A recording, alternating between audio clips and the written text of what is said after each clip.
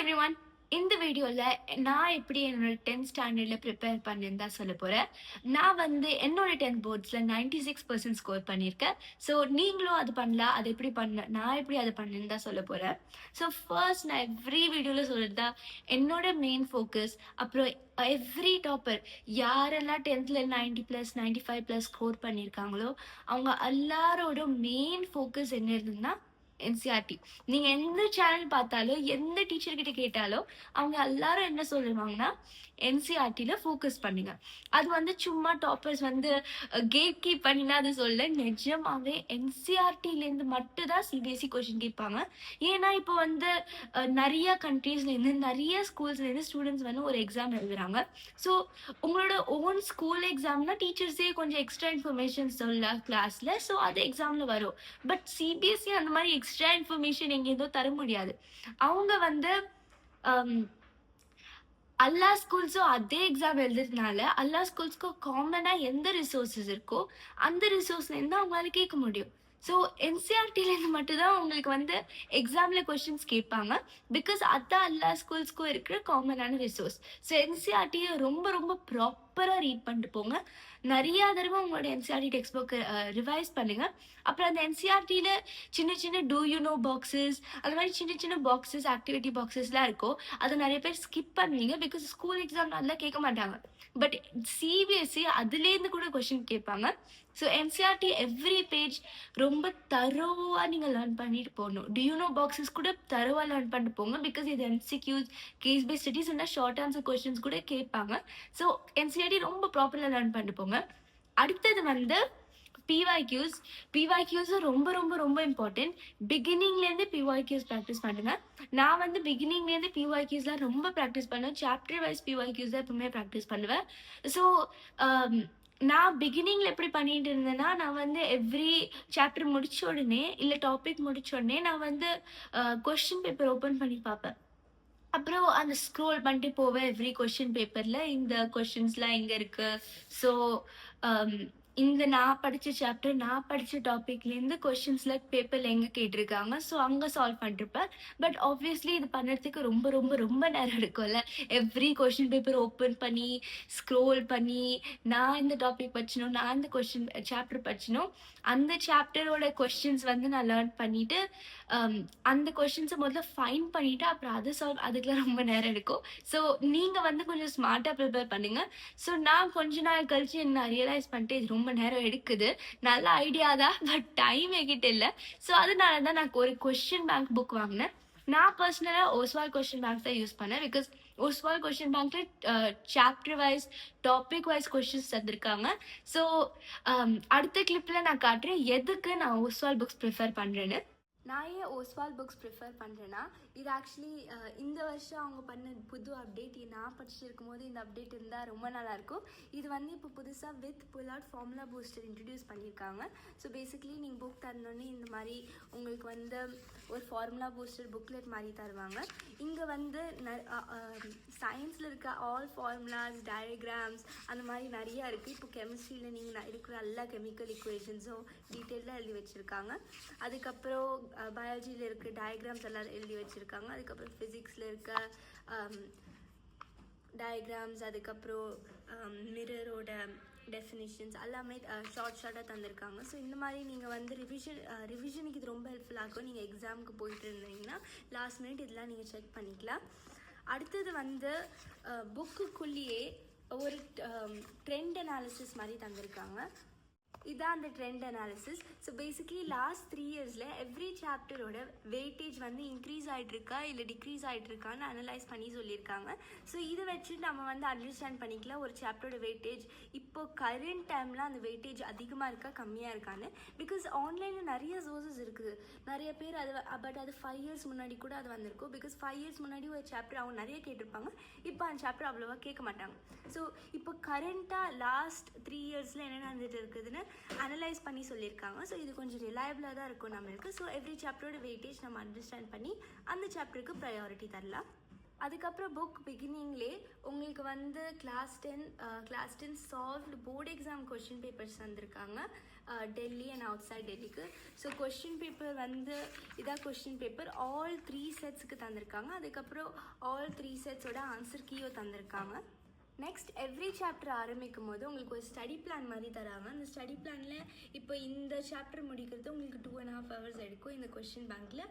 அப்புறம் maximum 46 questions இருக்குது. இந்த மாதிரி நீங்கள் வந்து பிகினிங்லேயே ஸ்டடி பிளான் தந்துட்டாங்கனால உங்களால் பிளான் பண்ணி அதெல்லாம் நீங்கள் படிக்க முடியும் உங்களோட டைம் மேனேஜ் பண்ணி.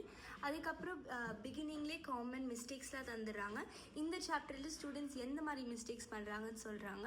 ஸோ அது வச்சு தான் நம்மளுக்கு வந்து ஒரு அவேர்னஸாக இருக்கும். ஸோ ஓகே இந்த மிஸ்டேக்ஸ்லாம் இந்த சாப்டரில் வரும். ஸோ இந்த மிஸ்டேக்ஸ் நம்ம ஈஸியாக அவாய்ட் பண்ணிக்கலாம். அதுக்கப்புறம் ஆல் டாபிக்ஸ் வந்து குயிக்காக ரிவைஸ் பண்ணுறாங்க. அதுக்கப்புறம் மைண்ட் மேப் கூட ப்ரொவைட் பண்ணியிருக்காங்க. அதுக்கப்புறம் குயிக் ரிவிஷன் நோட்ஸ் தந்திருக்காங்க அந்த ஃபுல் சாப்டருக்கு. ஸோ இது நீங்கள் எக்ஸாமுக்கு முன்னாடி இல்லை டெய்லி ரிவிஷன் கூட நீங்கள் யூஸ் பண்ணிக்கலாம். உங்களுக்கு வந்து மல்டிபிள் சாய்ஸ் கொஷின்ஸ், அதுக்கப்புறம் short answer questions, subjective questions, அந்த மாதிரி நிறையா தந்திருக்காங்க. அதுக்கப்புறம் கொஷின்ஸ் சால்வ் பண்ணிட்டு இருக்கும் போதே இது டாபிக் வைஸ் கொஷின் பேங்க்னால டைப்ஸ் ஆஃப் கெமிக்கல் ரியாக்ஷன் டாப்பிக்கும் இதாக கொஷின்ஸ். அதுக்கப்புறம் நீங்கள் கொஷின் சால்வ் பண்ணிட்டு இருக்கும் போதே உங்களுக்கு வந்து அந்த கொஷினோட காமன்லி மேட் எரர், இந்த ஸ்டூடெண்ட்ஸ் இந்த கொஷினில் நிறைய எரர் பண்ணுறாங்க, இதுதான் அந்த எரர். அப்புறம் இதான் நீங்கள் வந்து அந்த எரர் அவாய்ட் பண்ணுறதுக்கு அப்புறம் ஒரு ஆன்சரிங் டிப் மாதிரி தந்திருக்காங்க. ஸோ இது வந்து எவ்ரி டாப்பிக்கும் டிஃப்ரெண்ட் கொஷின்ஸ் தந்திருக்காங்க. அதுக்கப்புறம் காம்படென்சி ஃபோக்கஸ் ப்ராக்டிஸ் கொஷின்ஸும் இன்க்ளூட் பண்ணியிருக்காங்க. அப்புறம் அந்த கொஷின் வந்து நீங்கள் மெமரைஸ் பண்ணுறதுக்கு, அந்த கான்செப்ட் அண்டர்ஸ்டாண்ட் பண்ணுறதுக்கு உங்களுக்கு நிமோனிக்ஸ் அந்த மாதிரி கூட தந்திருக்காங்க. நீங்கள் ஈஸியாக மெமரைஸ் பண்ணி அதை ரிமெம்பர் பண்ணுறதுக்கு. அதுக்கப்புறம் காமன்லி மேட் எரர்ஸும் தந்திருக்காங்க. அதுக்கப்புறம் எவ்ரி சாப்டருக்கு அப்புறம் உங்களுக்கு வந்து செல்ஃப் அசஸ்மெண்ட்காக சேலஞ்ச் ஜோன், யோர் டர்ன் அந்த மாதிரி சொல்லி நிறைய கொஷின்ஸ் தந்திருக்காங்க. ஸோ இதெல்லாம் ப்ராக்டிஸ் பண்ணும்போது நம்மளுக்கு வந்து கொஞ்சம் கான்ஃபிடென்ஸ் இம்ப்ரூவ் ஆகும். அதுக்கப்புறம் நம்ம எந்த டாப்பிக்கில் இந்த கொஷின்ஸ்லாம் சால்வ் பண்ணும்போது நம்ம அண்டர்ஸ்டாண்ட் பண்ணிப்போம் எந்த டாப்பிக்கில் நான் வீக்காக இருக்குது. அப்படி பார்த்தா தான் நம்மளால் அந்த சாப்டரில் பர்ஃபெக்டாக ஆக முடியும். மேத்ஸுக்கும் அதே மாதிரி ஃபார்முலா பூஸ்டர் புக்கில் தந்திருக்காங்க. ஆல் சாப்டரோட குயிக் ஃபார்முலாஸ் நம்ம வந்து இதில் ஈஸியாக நம்ம மெமரைஸ் பண்ணிக்கலாம். மேத்ஸ்க்கு அவங்க ட்ரெண்ட் அனாலிசிஸ் தந்திருக்காங்க. நீங்கள் வாங்குகிற எல்லா கொஷின் பேங்க் ஓஸ்வால்லேருந்தோ எல்லா கொஷின் பேங்க்லேயும் உங்களுக்கு ஒரு ட்ரெண்ட் அனாலிசிஸ் மாதிரி தருவாங்க. அதுக்கப்புறம் இதான் சால்வ் பேப்பர்ஸ், அதுக்கப்புறம் ஆன்சர் கீயோட. அப்புறம் ஓஸ்வால் புக்ஸில் என்ன எனக்கு பிடிக்கும்னா, பிகாஸ் நீங்கள் கொஷின்ஸாக சால்வ் பண்ணிருக்கும் போது அதோட ஆன்சர் கீயோடையே அவங்க வந்து ஒரு மார்க்கிங் ஸ்கீம் தருவாங்க. ஸோ இந்த ஸ்டெப்ஸில் எழுதிங்கன்னா 1 மார்க், அப்புறம் இந்த ஸ்டெப்ஸுக்குலாம் 1 மார்க், இந்த ஸ்டெப்புக்குலாம் 1 மார்க்னு அவங்களுக்கு வந்து ஆன்சர் மார்க்கிங் ஸ்கீம் தராங்கனால நம்ம அண்டர்ஸ்டாண்ட் பண்ணிக்கலாம். ஓகே இந்த ஸ்டெப்ஸ்லாம் நம்ம எழுதும் போது மார்க் தருவாங்கன்னு. ஸோ ஃபார் எக்ஸாம்பிள் உங்களுக்கு ஒரு 5 மார்க் கொஷின் வருது. பட் அந்த 5 மார்க் கொஷினில் உங்களுக்கு வந்து அது எப்படி பண்ணணுன்னே தெரியல. ஸோ நீங்கள் வந்து ஸ்டெப்ஸ் மட்டும் எழுதினாலே உங்களுக்கு அட்லீஸ்ட் ஒரு 3 மார்க் அது கிடைக்கும், 2 மார்க்ஸ்.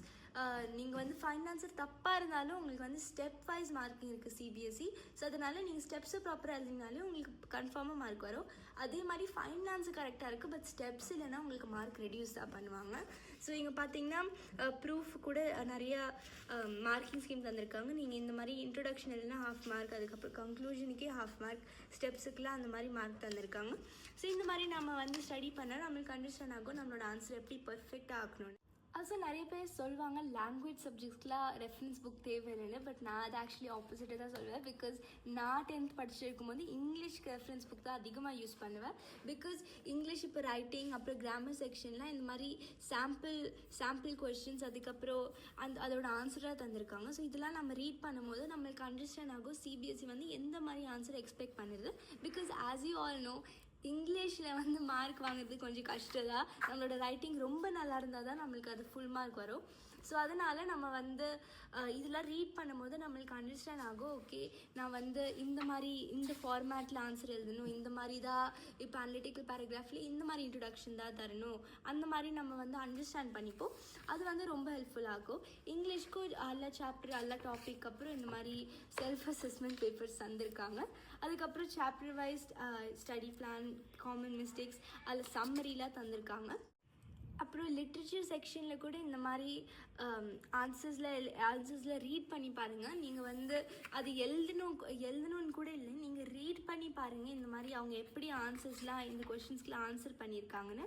ஸோ அந்த மாதிரி நீங்கள் ரீட் பண்ணும்போது உங்களுக்கு வந்து அண்டர்ஸ்டாண்ட் ஆகும், இந்த ஃபார்மேட்டில் தான் நான் கொஷின்ஸ் ஆன்சர்ஸ்லாம் எழுதணும், அப்போ தான் எனக்கு வந்து ஃபுல் மார்க் கிடைக்கும். அப்புறம் இது வந்து case based questions, actually extract based questions வந்து ரொம்ப கஷ்டமாக தான் வரும் சிபிஎஸ்சியில். எக்ஸ்ட்ராக்ட் பேஸ் கொஷின்ஸில் ஃபுல் மார்க் வரது கொஞ்சம் கஷ்டம் தான்.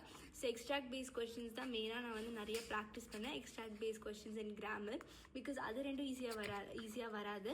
ஸோ கிராமரும் நீங்கள் இதே புக்கில் ப்ராக்டிஸ் பண்ணிக்கலாம். நீங்கள் ஓஸ்வால் கொஷின் பேங்க் வந்து ஓஸ்வால் வெப்சைட்டில் என்னோட கோட் தன்யதா 30 யூஸ் பண்ணிங்கன்னா உங்களுக்கு வந்து 30% டிஸ்கவுண்ட் கிடைக்கும் ஆன் ஆல் ஆர்டர்ஸ் கிளாஸ் 10 சிபிஎஸ்க்கு. கிளாஸ் 12 இருந்தீங்களா அதுக்கும் அதே கோட் யூஸ் பண்ணாலே உங்களுக்கு டிஸ்கவுண்ட் கிடைக்கும். நான் ஓஸ்வால் வெப்சைட்டோட லிங்க்கும் என்னோட கோடை டிஸ்கிரிப்ஷனில் அட்டாச் பண்ணிக்கோங்க. நீங்கள் இந்த புக் வாங்குகிற ஐடியாவில் இருக்கீங்கன்னா என்னோட கோட் யூஸ் பண்ணி வாங்க. அடுத்தது வந்து ஆஃப்டர் எக்ஸாம்ஸ், இதான் நிறைய பேர் நெக்லெக்ட் பண்ணுறது. நீங்கள் ஒரு எக்ஸாம் எழுதி முடிச்சிடுங்க, எக்ஸாம் வந்து எப்படி போச்சுன்னு எனக்கு தெரியாது, பட் எழுதி முடிச்சிட்டிங்க. இப்போ டீச்சர் வந்து உங்களுக்கு திரும்ப அந்த பேப்பர் தராங்க மார்க்லாம் பண்ணிவிட்டு. ஸோ அந்த பேப்பர் நிறைய பேர் என்ன பண்ணுவீங்கன்னா, ஓ மார்க் கம்மியாக வந்திருக்கா, ஓகே இல்லை மார்க் அதிகமாக வந்திருக்கா, வா நைஸ்ன்னு அப்படி பார்த்து திருப்பி தந்துடுவீங்க. இது நிறையா பேர் பண்ணுறதுன்னு எனக்கு தெரியும். இந்த மாதிரிலாம் பண்ணாதீங்க. உங்களுக்கு பேப்பர் தந்தாங்கன்னா நல்ல மார்க் வந்திருந்தாலோ கெட்ட மார்க் வந்திருந்தாலோ பேப்பரை திறந்து பாருங்க எங்க அந்த மார்க் போச்சுன்னு. இப்போ உங்களுக்கு வந்து ரொம்ப சூப்பரான மார்க் வந்திருக்கு, வெறும் ஒரு 95/100 வந்திருக்கு, 95/100 பார்த்துட்டு அப்படியே பேப்பரை தந்துடாதீங்க. அந்த 5 மார்க்ஸ் எங்க நீங்க லூஸ் பண்ணீங்கன்னு செக் பண்ணுங்க. அந்த 5 மார்க்ஸ் வந்து இப்போ இந்த டாபிக் தான் நான் வீக்கா இருக்கேன், அதனால இங்கே தான் எனக்கு மார்க் லூஸ் ஆச்சு, இல்லைன்னா இந்த சில்லி மிஸ்டேக்ஸ் பண்ணியிருக்கேன், அந்த மாதிரி நீங்கள் செக் பண்ணாதான் உங்களுக்கு புரிய ஆரம்பிக்கும். ஓகே நான் இங்கெல்லாம் மார்க் லூஸ் பண்ணுறேன், ஸோ அதனால நான் இங்கெல்லாம் இம்ப்ரூவ் பண்ணணும், அப்போ தான் நெக்ஸ்ட் எக்ஸாமில் உங்களால் சென்டமே வாங்க முடியும், இல்லை இம்ப்ரூவ் ஆக முடியும். ஸோ எந்த மார்க் வாங்கியிருக்கேன்னு பார்க்காதீங்க, ஃபர்ஸ்ட்டு அந்த மார்க்கில் எங்கே லூஸ் பண்ணியிருக்கேன்னு பாருங்கள். அப்போ தான் அந்த டாபிக்ஸில் நீங்கள் வந்து இன்னும் கொஞ்சம் டைம் ஸ்பெண்ட் பண்ணி இம்ப்ரூவ் பண்ண முடியும். இப்படி தான் உங்களால் உங்களோட மார்க்கை இன்க்ரீஸ் பண்ண முடியும். பிகாஸ் கன்சிஸ்டண்ட்டாக உங்களுக்கு லோ மார்க் வந்துட்டு இருக்கு, பட் நீங்கள் படிச்சுட்டு இருக்கீங்கன்னா அது ஒரு யூஸும் இல்லை. நீங்கள் வந்து அந்த லோ மார்க் எதுக்கு வருது எங்கே வருதுன்னு செக் பண்ணிட்டு அந்த டாப்பிக்கை படித்தாலே நீங்கள் நிறையாவே இம்ப்ரூவ் ஆகுவீங்க. அடுத்தது வந்து ப்ரீ போர்ட்ஸில் ரொம்ப ஃபோக்கஸ் பண்ணுங்க. ப்ரீ போர்ட்ஸ் வந்து சும்மா ப்ரீ போர்ட்ஸ் தானே போர்டு எக்ஸாமில் பார்த்துடலாம்லாம் விட்டுறாதீங்க, ப்ரீ போர்ட்ஸும் இம்பார்ட்டன்ட் தான். அடுத்தது வந்து சிபிஎஸ்சியோட ஃப்ரீ ரிசோர்ஸஸ் எல்லாம் சால்வ் பண்ணுங்க. என்னோட பள்ளி வீடியோவில் ஃப்ரீ ரிசோர்ஸ் வீடியோவில் எல்லா ரிசோர்ஸஸும் உங்ககிட்ட சொல்லியிருக்கேன், அதெல்லாமே சால்வ் பண்ணுங்க. சிபிஎஸ்சியோட சிஎஃப்பிக்யூஸ், அதுக்கப்புறம் கொஷின் பேங்க்ஸ், அதுக்கப்புறம் கேஸ் ஸ்டடீஸ், அந்த மாதிரி நிறைய ஃப்ரீ ரிசோர்ஸஸ் தந்திருக்காங்க, அது எல்லாமே சால்வ் பண்ணுங்க. பிகாஸ் இது வந்து கொஞ்சம் ஹையர் லெவல் கொஸ்டின்ஸ்லாம் அவங்க தந்திருக்காங்க. ஸோ இப்போவே உங்களுக்கு தெரியும் போர்டு எக்ஸாம் வந்து கொஞ்சம் கஷ்டமாகிக்கிட்டே இருக்கு. பட் கஷ்டமாயிட்டு இருந்தா நம்மளும் இன்னும் இம்ப்ரூவ் தான் பண்ணணும். கஷ்டமாகுது, ஓகே நம்மளால வர முடியாது அந்த மாதிரிலாம் யோசிக்காதீங்க. எவ்வளோ கஷ்டமா இருந்தாலும் பரவாயில்ல, நம்ம படிச்சு நம்மளால மார்க் வாங்க முடியும். அவ்வளோதான் இந்த வீடியோக்கு. எல்லா ஃப்ரீ ரிசோர்ஸ்லாம் சால்வ் பண்ணுங்க. ஏதாவது ஒரு நல்ல கொஸ்டின் பேங்க் நான் வந்து ஓஸ்வால் தான் ப்ரிஃபர் பண்ணேன். பிகாஸ் அது நானும் என்னோட 10th ஜர்னியில் அந்த புக் தான் யூஸ் பண்ணேன். ஸோ அதனால தான் அதை ரெக்கமெண்ட் பண்ணுறேன். ஸோ ஒரு கொஸ்டின் பேங்க் புக் வாங்கிக்கோங்க. பிவைக்யூஸ் ரொம்ப பிகினிங்லேருந்தே chapter wise topic wise solve பண்ணிட்டு எங்கள் பிகினிங்லேருந்து எவ்ரி எக்ஸாம் பிகினிங்லேருந்து யூனிட் டெஸ்ட்லேருந்து ஃபைனல் எக்ஸாம் போர்டு எக்ஸாம் வரைக்கும், இல்லை pre board exam, half yearly, every exam class test கூட ரொம்ப சீரியஸாக எடுத்து படிங்க. கிளாஸ் டெஸ்ட் தானே எக்ஸாம் அப்போ படிச்சுக்கலாம்னா விட்டுறாதீங்க. பிகாஸ் கிளாஸ் டெஸ்ட்டே உங்களுக்கு வந்து டிட்டர்மைன் பண்ணும். இப்போ நீங்கள் கிளாஸ் டெஸ்ட்டில் வந்து நீங்கள் படிக்கல அதனால மார்க் வாங்கினா அப்படியே விட்டுருவீங்க. பட் நீங்கள் படித்து கிளாஸ் டெஸ்ட்டில் நீங்கள் கம்மி மார்க் வாங்கினா தான் உங்களுக்கு புரியும், ஓகே இந்த கிளாஸ் டெஸ்ட்டில் இந்த கொஷின்ஸ்லாம் எனக்கு பண்ண தெரியல. பிகாஸ் மேபி அதே கொஷின்ஸ் உங்களுக்கு எக்ஸாமில் வந்தாலும் உங்களால் பண்ண முடியல, ஸோ பண்ண முடியாது. ஸோ கிளாஸ் டெஸ்ட் வந்து ஒரு வார்னிங் மாதிரி, ஒரு சாம்பிள் டெஸ்ட் மாதிரி. ஸோ அதுவும் சீரியஸாக எடுங்க, எவ்ரி எக்ஸாம் சீரியஸாக எடுங்க, நல்லா படிங்க. அவ்வளோதான் இந்த வீடியோக்கு. தேங்க்யூ ஸோ மச் வாட்சிங் திஸ் வீடியோ. நீங்கள் 10th 95+ வாங்குறதுக்கு ரெடியான கமெண்ட்ஸில் போட்டுருங்க. தேங்க்யூ ஸோ மச் வாட்சிங். பாய்.